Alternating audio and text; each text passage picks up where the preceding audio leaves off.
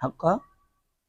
تو اب آپ کو تحقیق سے معلوم ہوا کہ منصوبات میں سے ایک قسم ہے مفعول مطلق نوعیت، اور یہاں یہ حق کا تقاضی جو مصدر کا نائب ہے یہ مفعول مطلق بات ہے، اور کوئی تعریف اس میں صادق آتی نہیں، اور 12 میں سے کوئی بھی نہیں. تو تحقیق سے پتہ چلا یہ مفعول مطلق. اب قدر فعل اور ضمیر مرفوع متصل، اس کا فاعل حق مضاف بسوئے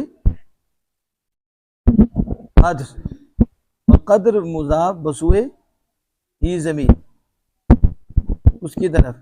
تو یہ پیچھے مفعول مطلق، آگے اس کے تعلق، آگے اس کے تعلق. اب قدر ہی وما قدر اللہ حق قدری، اس کی سمجھ آ گئی. وہ تو اضافہ بتائی. ویسے بچوں کے لیے کہہ دیتے ہیں کہ حق کا مضاف اور قدر مضاف الیہ مضاف اس ضمیر مجرور متصل مضاف الیہ مضاف الیہ مل کے پیچھے کیا بن گیا مفعول مطلق. یہ بچوں کے لیے ہوتا ہے. کیا بڑے تو سمجھتے ہیں کہ مفعول مطلق تو یہی بنا ہے مطلق، آگے تو اس کا تعلق بتایا جا رہا ہے. کیا بتایا جا رہا ہے؟ اس کا حق کا تعلق کس سے ہے، قدر کا تعلق کس سے ہے، نہ بتایا جائے پھر مسئلہ. اب اس کا تعلق کس سے ہے؟ تو یہ جب حق ایک اسم ہو گیا اور قدر 2 اسم ہو گئے اور ہی ضمیر کتنے ہوئے 3، تو آپ نے کیا بنایا تھا، یہ کیا بنایا تھا مرکب. یہ اصل ہوتا ہے کہ اب کلمے 3 ہیں، اب تینوں کلموں کو جوڑنا کیسے ہے. اب آپ کو پتہ چلا کہ قدر عامل ہے اور واو ضمیر معمول ہے، لیکن عمل اس پہ رفع نہیں آتا، اور حق کا بھی معمول ہے. لہٰذا آپ کو عامل کا بھی اسم فعل حرکت کا بھی پتہ چلا، پھر آپ کو عامل معمول کا بھی پتہ چل گیا اس کا. پھر آپ کو مورب مبنی کا بھی پتہ چلا. آپ نے کہا قدر مبنی ہے، واو ضمیر بھی آپ نے بتایا. پھر آپ نے کہا کہ حق کا یہ مورب ہے، ٹھیک ہے، تو آپ کو مبنی اور مورب کا بھی پتہ چل گیا. پھر آپ نے کہا کہ فعل مسند، یعنی یہ سنا مسند اور فاعل مسند ہے، یعنی اوپر عامل معمول کا بھی پتہ چلا، مورب مبنی کا بھی پتہ چلا، اسم فعل حرکت کا بھی. یہ کلمات کو دیکھنا، اتنے کلمات ہو گئے ہیں، یہ مرکب اضافی ہو گیا ہے. اب اتنے کلمات ہیں تو ان کو جوڑنا کیسے ہے، ان کو اور یہ جڑے ہوئے ہیں کیسے، ان کو پہچاننا کیسے ہے.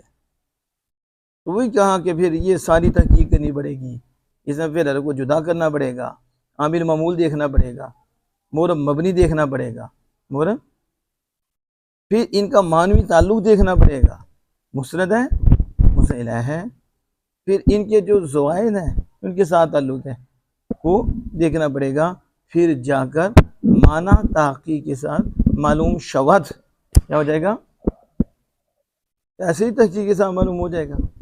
اثر ٹالا گیا چلا گیا جو دل چاہے نقطہ بیان کر دیے، اور نقطہ سیکھا پتہ بھی نقطہ کہتے کسی وہ نقطہ بیان کر دیا. اب سمجھ رہی ہے. تو اب قدر فعل فاعل اور حق کا مفعول مطلق، آگے اضافت. یہ حق کا قدر پورا بن کے مرکب کون سا بنا، مرکب کی کتنی قسمیں ہیں، مرکب کی کتنی قسمیں، مرکب اونچی، دوسری مرکب. یہ جو حق کا قدر ہی یہ پورا جو ملے گا یہ کون سا مرکب بنے گا، تو مرکب اضافی بنے گا یا مرکب مفید بنے گا یا غیر مفید. اور قدر یہ مرکب مفید بنے گا یا غیر مفید. قدر مرکب وہ فعل فاعل نہیں ہے، اور حق کا تقاضی کیا بنے گا مرکب، اور اس کی ایک قسم کیا بنے گی مرکب اضافی. تو اس کا تعلق اس سے ہوگا، خود تو نہیں ہے کچھ بنے گا، ناقص سے رہے گا. یہاں نسبت کون سی ہے ناقصہ، اسے اضافت کہتے ہیں. اور ما قدر میں جو نسبت پائے گی اسے کیا کہتے ہیں، اسناد کہتے ہیں یا نسبت. اسناد کسے کہتے ہیں، ہاں پھر کیا ہو، یہ تو ٹھیک ہے اس کی سنا رہی ہو نا منطق کی. تو ایک چیز کی نسبت دوسری چیز کی طرف کرنا، اس حیثیت سے ہدایت ناب کی سناؤ پورا فائدہ حاصل ہو. اور اضافت ایک چیز کی دوسری چیز کی نسبت کرنا جس سے مخاطب کو پورا فائدہ، اور جس پہ خاموش ہونا بھی صحیح. خود تعریف سناتے بھی خیال کیا کرو. وما قدر اللہ حق قدری. اتنی سمجھ میں آئی؟ آگے کیا ہے؟ اذ قالوا، اذ قالوا، اذ قالوا، اس پہ پھر یاد کرو.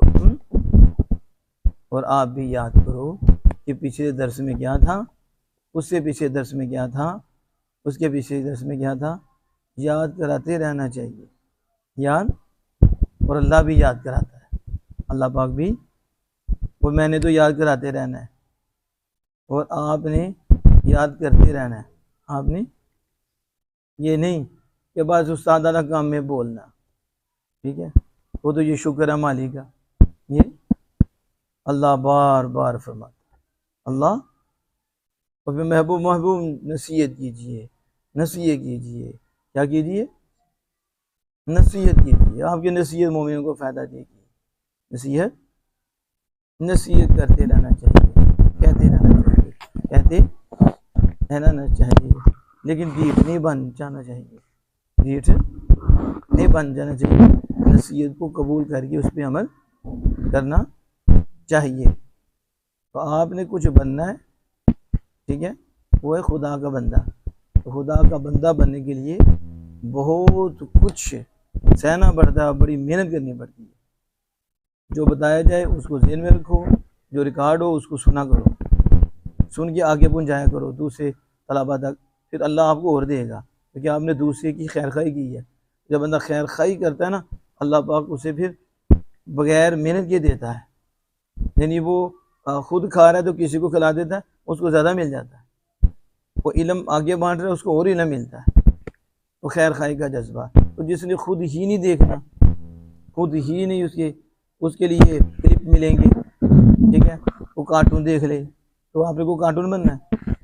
ہمارے شاید صاحب نے جیسا بننا ہے نا ایسی صحبت اختیار کر لو. کیا کر لو؟ اگر آپ کھوتا بننا چاہتے ہو، کھوتوں کے ساتھ رہو. ان کے ساتھ آپ کو کھوتوں کی عادتیں ملیں گی، ٹھیک ہے. اگر آپ ڈاکو بننا چاہتے ہو تو ڈاکوؤں کے پاس رہو. کس کی صحبت؟ ڈاکو بنو گے؟ چوروں کے ساتھ رہو گے تو کیا صاحب بنو گے؟ چوری بنو گے نا. سمجھ آ رہی ہے؟ اور اگر آپ اولیاء کے پاس بیٹھو گے تو کیا بنو گے؟ اگر آپ نیک کے پاس بیٹھو گے کیا بنو گے؟ اگر قرآن کا فہم سمجھنے والے عالم جنہیں اللہ نے دی ان کے پاس بیٹھو گے کیا بنو گے؟ اساتذہ کے پاس بیٹھو گے کیا بنو گے؟ اور یہ یوٹیوب، یہ ان میں اگر یہ علمی چیزیں سنو گے تو کیا بنو گے؟ عالمی. اب آپ پہ ہے، آپ ڈنگر بننا چاہتے ہیں یا انسان بننا چاہتے ہیں؟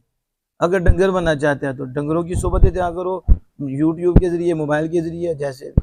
اگر انسان بننا چاہتے ہو تو پھر خدا کے یاروں کی صحبت اختیار کرو، اور ان کو سنو، ان کو پڑھو، ادھر محنت کرو، بن جاؤ گے. جیسا آپ بننا چاہتے ہیں ویسا تعلق، ویسی نسبت، ایسا سسٹم آپ کا ہو جائے. تو آپ میں کوئی بھی ایسا نہیں جو گدھا بننا چاہے، کوئی بھی ایسا نہیں جو ڈکیت چور بننا چاہے. آپ میں سے سارے وہ ہیں جو چاہتے ہیں ہم خدا کا بندہ بن جائیں، ہم اللہ کے رسول صلی اللہ علیہ وسلم کے غلام بن جائیں، دین کے خادم بن جائیں، اور ہماری بھی دنیا بہتر ہو جائے اور سب کی بہتر ہو جائے، ہماری بھی اصلاح ہو جائے اور ساری امت کی بھی اصلاح ہو جائے. سوچ آپ کی پاکیزہ ہے، لیکن سوچ کے اوپر محنت ہے، خالی سوچ نہیں کہ بس سوچ کے بندہ ادھر ٹیک لگا کے بیٹھ جائے، عام ہو جائے گا. ثواب سوچ پہ ملنا ہے، آگے چلنا ہے، محنت کرنی ہے. کیا؟ تو جس نے محنت کی اس نے پا لیا. جس نے، پکی بات ہے، جس نے اللہ کی رضا کے لیے محنت کی اس نے پا لیا. ہمارے شاہ صاحب کہتے ہیں کچھ پانے کے لیے کچھ کھونا پڑتا ہے، کچھ پانے کے لیے اور کچھ کھونے کے لیے کچھ پانا پڑتا ہے، کچھ کھونا بھی پڑتا ہے کہ نہیں؟ تو کچھ پانے کے لیے کچھ کھونا پڑتا ہے، بہت کچھ کھونا پڑتا ہے. تو پھر دیکھو خدا کا نور کیسے دل میں پڑتا ہے، پھر کس طرح آپ کو سمجھ آنی شروع ہو جائے گی. تو آئندہ اس طرح نہیں اور مضبوطی ہو. جیسے میں نے آج سوالات قائم کیے، پھر وضاحت کی، پچھلا سبق بھی کچھ دہرایا ہے. اگلی دفعہ یہ غلطی نہیں آنی چاہیے اگلی دفعہ اگلا سسٹم ہو اجرا کا اور نور آئے۔ اللہ پاک ہمیں کی توفیق عطا فرمائے۔